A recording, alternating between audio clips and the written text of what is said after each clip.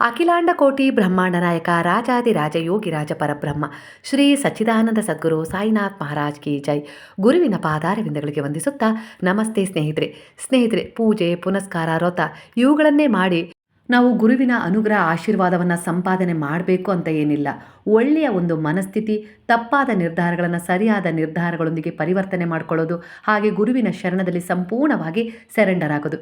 ಈ ಭಾವಕ್ಕೆ ಗುರು ಯಾವ ರೀತಿ ಪ್ರಸನ್ನಗೊಳ್ತಾರೆ ಅಂದರೆ, ಮನುಷ್ಯರಿಂದ ತಪ್ಪಾಗೋದು ಸಹಜ, ಆದರೆ ಗುರುವಿನ ಮಾರ್ಗದರ್ಶನ ಅವರ ಶರಣದಲ್ಲಿ ಹೋಗೋದ್ರಿಂದ ನಾವು ಯಾವೆಲ್ಲ ರೀತಿಲಿ ಒಳ್ಳೆಯ ರೀತಿಲಿ ನಮ್ಮ ಜೀವನವನ್ನು ತಗೊಂಡು ಹೋಗಲಿಕ್ಕೆ ಸಾಧ್ಯ ಮಾಡಿಕೊಡ್ತಾರೆ ಆ ಕರುಣಾಮಯಿ, ಆ ದಯಾಮಯಿ, ಆ ಪ್ರೇಮಮಯಿ ಸಾಯಿ ಅನ್ನೋದಕ್ಕೆ ಈ ಕತೆ ಸಾಕ್ಷಿಯಾಗಿದೆ. ಸ್ನೇಹಿತರೆ, ಖಂಡಿತವಾಗಿ ಒಂದೇ ಒಂದು ಬಾರಿ ಈ ಕಥೆಯನ್ನು ಕೇಳಿ. ನಿಮಗೆ ಈ ಕಥೆಯ ಸಾರ ಇಷ್ಟ ಆಯಿತು, ಹೌದು ಗುರುವಿನ ಅನುಗ್ರಹ ಆಶೀರ್ವಾದ ಇದೇ ರೀತಿ ಇರುತ್ತೆ ಅಂತೇಳಿ ನಿಮ್ಮ ಮನಸ್ಸಿಗೆ ಮುಟ್ತು ಆ ವಿಚಾರ ಅಂದರೆ ಕಮೆಂಟಲ್ಲಿ ನಿಮ್ಮ ಅಭಿಪ್ರಾಯವನ್ನು ತಿಳಿಸೋದನ್ನು ಮರಿಬೇಡಿ ಸ್ನೇಹಿತರೆ. ಹಾಗಾದರೆ ಕತೆ ಕೇಳೋಣವಾ? ತುಂಬ ಹಿಂದೆ ಒಬ್ಬ ಕುಶಲವಾದ ಕಳ್ಳನಿರ್ತಾನೆ, ತುಂಬ ನಿಪುಣ ಆಗಿರ್ತಾನೆ. ಅವನಿಗೆ ಒಬ್ಬ ಮಗ ಕೂಡ ಇರ್ತಾನೆ. ಅವನು ತನ್ನ ಮಗನಿಗೋಸ್ಕರ ಒಂದು ಕನಸನ್ನು ಕಂಡಿರ್ತಾನೆ. ಅವನ ಮಗನೂ ಕೂಡ ನನ್ನಂತೆ ಒಬ್ಬ ನಿಪುಣ ಹಾಗೆ ಕುಶಲ ಕಳ್ಳನಾಗಬೇಕು ಅಂತ ಹೇಳಿ.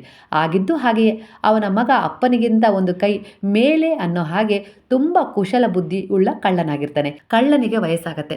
ಒಂದು ದಿನ ಮಗನನ್ನ ಹತ್ರ ಕರೆದು ಹೇಳ್ತಾನೆ, ಒಬ್ಬ ಕುಶಲ ಹಾಗೆ ಸಫಲ ಕಳ್ಳನಾಗಿರ್ಬೇಕು ಅಂದರೆ ಒಂದು ಮಾತು ಹೇಳ್ತೀನಿ, ನೆನ್ಪಿಟ್ಕೋ. ಸದಾ ನಾನು ಹೇಳಿದ್ದನ್ನ ಮರಿಬೇಡ. ಕಲ್ಲಿನ ಮೇಲೆ ಗೆರೆ ಎಳೆದಂತೆ ಈ ಮಾತುಗಳನ್ನು ನೆನ್ಪಿಡ್ಕೋ ಅಂತ ಹೇಳಿ ಹೇಳ್ತಾನೆ. ಸಾಧು ಸಂತರ ಸದ್ಗುರುವಿನ ಮಾತನ್ನ ಎಂದಿಗೂ ಕೇಳಬೇಡ. ಹಾಗೇನಾದ್ರೂ ಅನಿವಾರ್ಯವಾಗಿ ಅಂತ ಜಾಗಕ್ಕೆ ಹೋಗುವ ಪರಿಸ್ಥಿತಿ ಬಂದು ಅಲ್ಲಿ ಎಲ್ಲಾದ್ರೂ ಸದ್ಗುರು ಉಪದೇಶ ಕೊಡ್ತಾ ಇದ್ದಾರೆ ಅಂತೇಳಿ ನಿನಗೆ ಅನಿಸಿದ್ರೆ ತಕ್ಷಣವೇ ನಿನ್ನ ಕಿವಿಯನ್ನ ಮುಚ್ಕೊಂಡು ಆದಷ್ಟು ಬೇಗನೆ ಅಲ್ಲಿಂದ ನೀನು ಓಡಿ ಹೋಗಬೇಕು. ಅರ್ಥ ಆಯ್ತಾ ಮಗನೇ ಅಂತೇಳಿ ಅಪ್ಪ ಮಗನಿಗೆ ಹೇಳ್ತಾನೆ. ಅರ್ಥ ಆಯ್ತು ಅಪ್ಪ ಅಂತೇಳಿ ಆ ಕಳ್ಳನ ಮಗ ಕೂಡ ಹೇಳ್ತಾನೆ.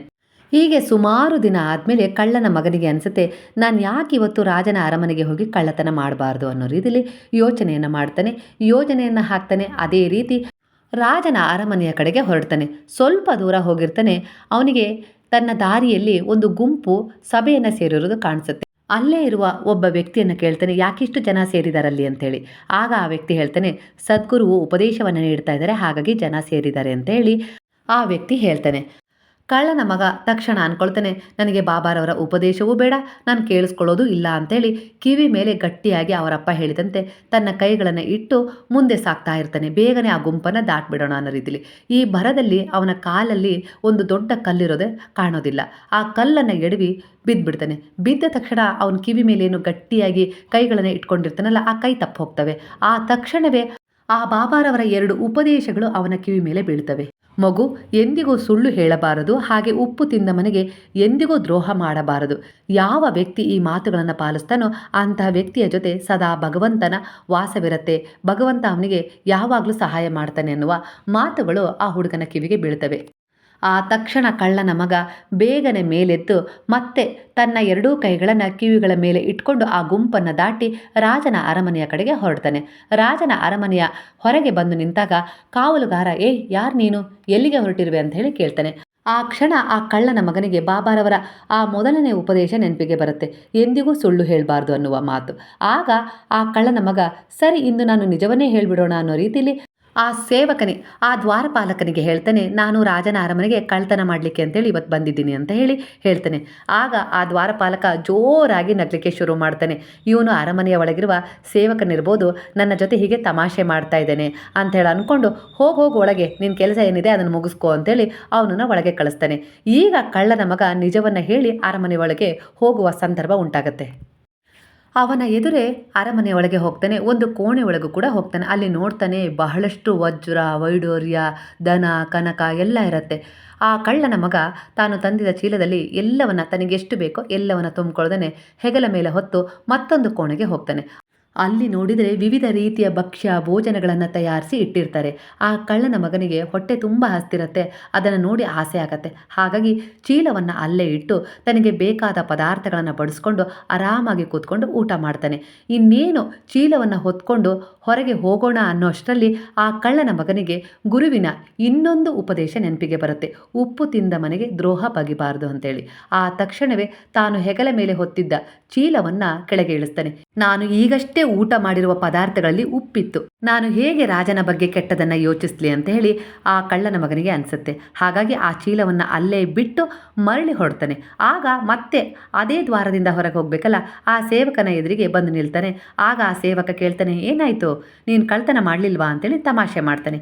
ಈಗ ಕಳ್ಳನ ಮಗ ಹೇಳ್ತಾನೆ, ನೋಡು, ಯಾರ ಮನೆಯಲ್ಲಿ ಉಪ್ಪು ತಿಂದಿರ್ತೀವೋ ಆ ಮನೆಯಲ್ಲಿ ಯಾವತ್ತಿಗೂ ಕೂಡ ಕಳ್ತನ ಮಾಡಬಾರ್ದು, ದ್ರೋಹ ಮಾಡಬಾರ್ದು ಅವರಿಗೆ ಅಂತ ಹೇಳಿ ಕಳ್ಳನ ಮಗ ಹೇಳ್ತಾನೆ. ಹಾಗೆ ನಾನು ಈಗಷ್ಟೇ ರಾಜನ ಮನೆಯ ಉಪ್ಪು ತಿಂದಿರುವೆ, ಹಾಗಾಗಿ ನಾನು ಕಳ್ಳತನ ಮಾಡಿರುವ ವಸ್ತುಗಳನ್ನು ಅದೇ ಅಡುಗೆ ಮನೆಯಲ್ಲಿ ಬಿಟ್ಟು ಬಂದಿರುವೆ ಅಂತ ಹೇಳಿ ಹೇಳ್ತಾನೆ. ಆ ತಕ್ಷಣ ಸೇವಕ ನಗ್ತಾ ಇರ್ತಾನೆ. ಆ ಸಮಯದಲ್ಲಿ ಕಳ್ಳ ಕಳ್ಳ ಹಿಡೀರಿ ಅಂತೇಳಿ ಒಳಗಿನಿಂದ ಕೂಗು ಕೇಳಿಸುತ್ತೆ. ತಕ್ಷಣ ಆ ಸೇವಕ ಈ ಕಳ್ಳನ ಮಗನನ್ನು ಹಿಡ್ಕೊಳ್ತಾನೆ. ಹಾಗೆ ಹಿಡಿದು ರಾಜನ ಎದುರಿಗೆ ತಂದು ನಿಲ್ಲಿಸ್ತಾರೆ. ರಾಜ ಎಲ್ಲ ವಿಚಾರವನ್ನ ಕೇಳ್ತಾನೆ. ಹಾಗೆ ಕಳ್ಳನ ಮಗ ನಡೆದ ಎಲ್ಲಾ ವಿಚಾರವನ್ನ ಸುವಿಸ್ತಾರವಾಗಿ ರಾಜನಿಗೆ ತಿಳಿಸ್ತಾನೆ. ಹಾಗೆ ರಾಜ, ನಾನಿವತ್ತು ನಿಮ್ಮ ಮನೆಯ ಉಪ್ಪನ್ನು ತಿಂದಿರುವೆ, ಹಾಗಾಗಿ ನಿಮಗೆ ದ್ರೋಹ ಮಾಡಲಿಕ್ಕೆ ನನಗಿಷ್ಟ ಆಗಲಿಲ್ಲ, ಹಾಗಾಗಿ ನಾನು ಕಳ್ತನ ಮಾಡಿರುವ ಗಂಟನ್ನು ಅಲ್ಲೇ ಬಿಟ್ಟು ನಾನು ಮರಳಿ ಹೋಗ್ತಾ ಇದ್ದೆ, ಎಲ್ಲ ವಿಚಾರವನ್ನು ತಿಳಿಸಿದಾಗ ರಾಜನಿಗೆ ಈ ಹುಡುಗನ ನಿಷ್ಠೆ ಹಾಗೆ ಒಂದು ಉತ್ತಮವಾದ ಪರಿಕಲ್ಪನೆಯನ್ನು ಕಂಡು ತುಂಬ ಮೆಚ್ಚುಗೆ ಆಗುತ್ತೆ. ಹಾಗಾಗಿ ರಾಜ ಅವನನ್ನು ಕ್ಷಮಿಸಿ, ನಿನಗೆ ನನ್ನ ಅರಮನೆಯಲ್ಲೇ ಒಂದು ಉತ್ತಮವಾದ ಹುದ್ದೆಯನ್ನು ಕೊಡ್ತೀನಿ, ನೀನು ನನ್ನ ಜೊತೆಗೆ ಇರು ಅಂತೇಳಿ ಆ ಹುಡುಗನನ್ನು ಅಲ್ಲೇ ಇಟ್ಕೊಂಡ್ಬಿಡ್ತಾನೆ. ಸ್ನೇಹಿತರೆ, ಆಗ ಸ್ವಲ್ಪ ದಿನಗಳಾಗತ್ತೆ. ಆ ಕಳ್ಳನ ಅಪ್ಪನಿಗೆ ಮಗ ಎಲ್ಲಿ ಹೋದ, 1 ವಾರ ಆಯ್ತಲ್ಲ, ಮನೆಗೆ ಮರಳಿ ಬಂದಿಲ್ಲ ಅಂತೇಳಿ ಆತಂಕ ಆಗತ್ತೆ. ಮಗನನ್ನು ಹುಡುಕಿ ಹೊರಡ್ತಾನೆ. ಆ ಸಮಯದಲ್ಲಿ ಅವನಿಗೆ ಒಂದು ವಿಚಾರ ತಿಳಿದು ಬರುತ್ತೆ, ನಿಮ್ಮ ಮಗ ಅರಮನೆಯಲ್ಲಿ ಒಂದು ಒಳ್ಳೆಯ ಹುದ್ದೆಯಲ್ಲಿ ಕಾರ್ಯನಿರ್ವಹಿಸ್ತಾ ಇದ್ದಾನೆ ಅಂಥೇಳಿ. ಆ ಕಳ್ಳನ ಅಪ್ಪನಿಗೆ ತುಂಬ ಆಶ್ಚರ್ಯ ಆಗುತ್ತೆ. ಏನಾದರೂ ಮಾಡಿ ನನ್ನ ಮಗನನ್ನು ಸಂಧಿಸಿ ಹೇಗಾಯಿತು ಈ ವಿಚಾರ ಎಲ್ಲ ಅಂತೇಳಿ ತಿಳ್ಕೊಳ್ಬೇಕು ಅಂತೇಳಿ ಹೇಗೋ ಮಾಡಿ ಮಗನ ಬಳಿಗೆ ಹೋಗಿ ಮಗನನ್ನು ಸಂಪರ್ಕ ಮಾಡಿ ಎಲ್ಲ ವಿಚಾರವನ್ನು ತಿಳ್ಕೊಳ್ತಾನೆ. ಆಗ ಮಗ ಅಪ್ಪನನ್ನು ಪ್ರಶ್ನೆ ಮಾಡ್ತಾನೆ, ಅಪ್ಪ, ನೀವು ಹೇಳಿದ್ರಲ್ಲ ಯಾವಾಗಲೂ ಸಾಧು ಸಂತರ ಸದ್ಗುರುವಿನ ಮಾತುಗಳನ್ನು ಎಂದಿಗೂ ಕೇಳಬೇಡ ಅಂತ ಹೇಳಿ ಅಂದಿದ್ರಿ. ಆದರೆ ನಾನು ಅರಮನೆಗೆ ಕಳ್ತನ ಮಾಡಲಿಕ್ಕೆ ಅಂತೇಳಿ ಹೊರಟ ದಾರಿಯಲ್ಲಿ ಸದ್ಗುರುವಿನ ಉಪದೇಶ ನಡೀತಾ ಇತ್ತು. ಆಕಸ್ಮಿಕವಾಗಿ ಅವರ 2 ಉಪದೇಶದ ನುಡಿಗಳು ನನ್ನ ಕಿವಿಗೆ ಬಿದ್ವು. ಆ ಮಾತುಗಳ ಅನುಸಾರವಾಗಿ ನಾನು ಕೆಲಸ ಮಾಡಿದೆ. ನನ್ನ ಜೀವನಕ್ಕೆ ಮಹತ್ತರವಾದ ತಿರುವು ಸಿಕ್ತು, ನನ್ನ ಜೀವನವೇ ಬದಲಾಗಿ ಹೋಯಿತು ಅಪ್ಪ ಅಂತೇಳಿ ಆ ಕಳ್ಳನ ಮಗ ಅಪ್ಪನಿಗೆ ತಿಳಿಸ್ತಾನೆ. ಸ್ನೇಹಿತರೆ, ಸಂತರ ಸದ್ಗುರುವಿನ ಬಾಬಾರವರ ವಾಣಿ ಜೀವನಕ್ಕೆ ಸರಿದಾರಿ ತೋರಿಸುತ್ತದೆ. ಹಾಗೆ ನಾವು ಹೇಗೆ ಬದುಕಬೇಕು ಅನ್ನುವ ಜ್ಞಾನ ನೀಡುತ್ತೆ. ನಮಗೆ ಸರಿ ತಪ್ಪುಗಳ ಅರಿವು ಮೂಡಿಸುತ್ತೆ. ಸದ್ಗುರುವಿನ ವಾಣಿ ನಮ್ಮೊಳಗೆ ಕರುಣೆ, ಸೇವೆ, ದಯೆ, ಪ್ರೇಮ, ನೈತಿಕ ಗುಣಗಳ ವಿಕಾಸವನ್ನು ಮಾಡಿಸುತ್ತೆ.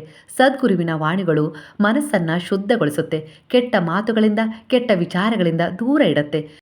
ಮನಸ್ಸಿಗೆ ಶಾಂತಿ ಮೂಡಿಸೋದ್ರ ಜೊತೆಗೆ ನೆಮ್ಮದಿಯ ಜೀವನಕ್ಕೆ ದಾರಿ ಮಾಡಿಕೊಡುತ್ತೆ. ಕೇವಲ ಆಕಸ್ಮಿಕವಾಗಿ 2 ಉಪದೇಶದ ನುಡಿ ಬಿದ್ದೇ ಈ ಹುಡುಗನ ಜೀವನ ಇಷ್ಟರ ಮಟ್ಟಿಗೆ ಬದಲಾಗಿ ಹೋಯಿತು ಅಂದ ಮೇಲೆ ನಾವು ಅವರ ಶರಣದಲ್ಲಿ ಹೋಗಿ ದಿನನಿತ್ಯ ಅವರ ಉಪದೇಶಗಳಂತೆ ನಡ್ಕೊಂಡ್ರೆ ನಮ್ಮ ಜೀವನ ಯಾವೆಲ್ಲ ರೀತಿಯಲ್ಲಿ ಒಂದು ಒಳ್ಳೆಯದನ್ನು ಪಡ್ಕೊಳ್ಬೋದು, ಯಾವೆಲ್ಲ ರೀತಿಯ ಒಂದು ಪಾಪಗಳನ್ನು ಕಳ್ಕೊಳ್ಬೋದು.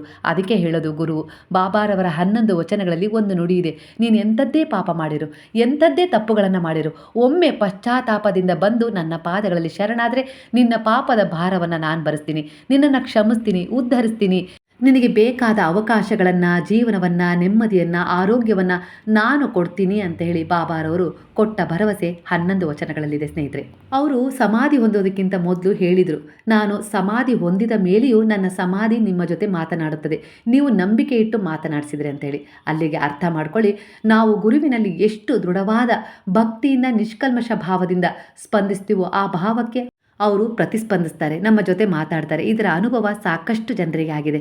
ಈ ಕತೆ ನಿಮಗೂ ನಿಮ್ಮ ಮಕ್ಕಳಿಗೂ ಪ್ರೇರಣೆಯಾಗಿರುತ್ತೆ. ಹಾಗಾಗಿ ನಿಮ್ಮ ಮಕ್ಕಳಿಗೆ ಈ ಕಥೆಯನ್ನು ಹೇಳಿದರೆ ಅವರಲ್ಲಿ ಒಂದು ಪರಿವರ್ತನೆ ಆಗುತ್ತೆ. ಸದ್ಗುಣಗಳಿಂದ ಅವರು ಮುಂದೆ ಜೀವನದಲ್ಲಿ ಒಂದು ಒಳ್ಳೆಯದನ್ನು ಪಡ್ಕೊಳ್ತಾರೆ. ಈಗಲೇ ನಾನು ಅವರನ್ನು ಸದ್ಗುರುವಿನ ಪಾದಗಳಿಗೆ ಸಮರ್ಪಣೆ ಮಾಡಿ ನಾನು ನನ್ನ ಪ್ರಯತ್ನವನ್ನು ನಿರಂತರವಾಗಿ ಮಾಡ್ತಾ ಹೋಗೋಣ ಅನ್ನೋ ರೀತಿಯಲ್ಲಿ ನಿಮ್ಮ ಮನಸ್ಸಿಗೆ ಈ ವಿಚಾರ ಬಂದಿದ್ದೇ ಆದರೆ ಖಂಡಿತವಾಗಿಯೂ ನಿಮ್ಮ ಕುಟುಂಬ ಸುರಕ್ಷಿತವಾಗಿರುತ್ತೆ. ಹಾಗೆ ಈಗಲೂ ಹಾಗೆ ಮುಂದಿನ ಪೀಳಿಗೆಗೂ ನೀವು ಬಿಟ್ಟು ಹೋಗ್ತಾ ಇರುವ ಪ್ರೇರಣೆ ಹಾಗೆ ಒಂದು ಒಳ್ಳೆಯ ಒಂದು ಸಂಪತ್ತಂದರೆ ಇದೇ ಆಗಿರುತ್ತೆ. ಸ್ನೇಹಿತರೆ, ಹಣ ಹೇಗಾದರೂ ಸಂಪಾದನೆ ಮಾಡ್ಬೋದು, ಆದರೆ ಹಣ ಇದ್ದ ಮಾತ್ರಕ್ಕೆ ನಾವೆಲ್ಲ ರೀತಿಯ ಸಮಸ್ಯೆಗಳಿಂದ ಹೊರಗೆ ಬರ್ತೀವಿ ಅನ್ನೋದು ಸುಳ್ಳು. ಹಣವನ್ನು ಕೊಟ್ಟು ನೆಮ್ಮದಿಯನ್ನು ಕೊಂಡ್ಕೊಳ್ಳೋದಾಗಿದ್ದರೆ, ಸಂತೋಷವನ್ನು ಕೊಂಡ್ಕೊಳ್ಳೋದಾಗಿದ್ದರೆ ಸಾಕಷ್ಟು ಜನ ಶ್ರೀಮಂತರಿಗೆ ನೆಮ್ಮದಿ ಸಂತೋಷದ ಕೊರತೆನೇ ಇರ್ತಿರ್ಲಿಲ್ಲ ಅಲ್ವಾ? ಯೋಚನೆ ಮಾಡಿ ನೋಡಿ. ಈ ಸಂದೇಶ ನಿಮಗೆ ಇಷ್ಟ ಆಗಿದೆ ಅಂದರೆ ಗುರುವಿನ ಶರಣದಲ್ಲಿ ಹೋದರೆ ನಮ್ಮ ತಪ್ಪುಗಳಿಗೆ ಒಮ್ಮೆ ಕ್ಷಮೆ ಸಿಗುತ್ತೆ. ನಾವು ಜೀವನದಲ್ಲಿ ಒಂದು ಒಳ್ಳೆಯದನ್ನು ಪಡ್ಕೊಳ್ಳೋಕ್ಕೆ ಸಾಧ್ಯವಾಗತ್ತೆ ಅನ್ನುವ ವಿಶ್ವಾಸ ನಿಮ್ಮಲ್ಲಿ ಮೂಡಿದರೆ ಕೃತಜ್ಞತಾ ಭಾವದಿಂದ ಸಾಯಿರಾಮ್ ಅಂತೇಳಿ ಕಮೆಂಟ್ ಮಾಡೋದನ್ನು ಮರಿಬೇಡಿ. ಹಾಗಾದರೆ ಎಲ್ಲರೂ ಸೇರಿ ಹೇಳೋಣವಾ? ಹರೇ ರಾಮ ರಾಮ ರಾಮ ಹರೇ ಹರೇ, ಹರೇ ಕೃಷ್ಣ ಕೃಷ್ಣ ಕೃಷ್ಣ ಹರೇ ಹರೇ, ಹರೇ ಸಾಯಿ ಸಾಯಿ ಹರೇ ಹರೇ, ಹರೇ ಬಾಬಾ ಬಾಬಾ ಬಾಬಾ ಹರೇ ಹರೇ, ಹರೇ ದತ್ತ ದತ್ತ ಹರೇ ಹರೇ.